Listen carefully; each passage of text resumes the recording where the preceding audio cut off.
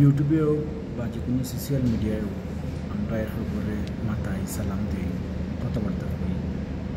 তো দেখা যায় অনেক কথাবার্তা হইতে গিয়া আমরা অনেক কিছু ভুল করি বা অনেক কিছু আমরা লেখতে গিয়া হইতে গিয়ে আমরা ভুল করি।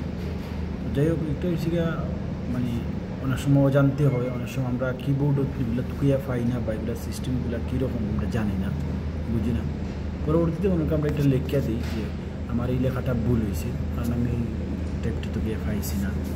এরকমের হয় অনেক মানুষের, বা এটা স্বাভাবিক হইতে পারে হয়।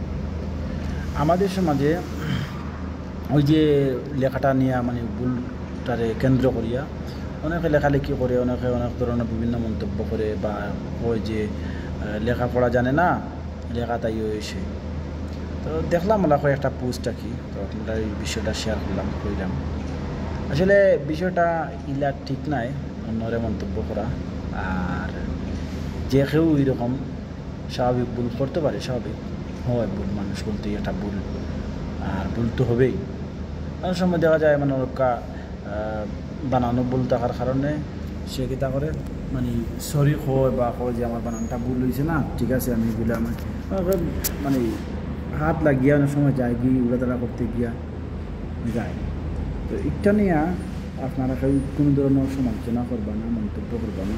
মানুষের সুন্দর করে দেখবা, মানুষের ভালোবাসবা এবং মানুষের মন মানসিকতা বুঝবা। আজকে অন্য একজনের ভুল হয়েছে, অবশ্যই অন্য একদিন আপনারও ভুল হইতে পারে, হইব, এটা স্বাভাবিক। যে কোনো জিনিসে সিরিয়াসলি নেওয়া ঠিক নয়, এর লাগিন সিরিয়াসলি না নিয়ে আমরা ভুলটা শুদ্ধ করার চেষ্টা করি, আর কেউ এই ধরনের সমালোচনা না করি, সুন্দর হইয়া চলি। আসসালামু আলাইকুম।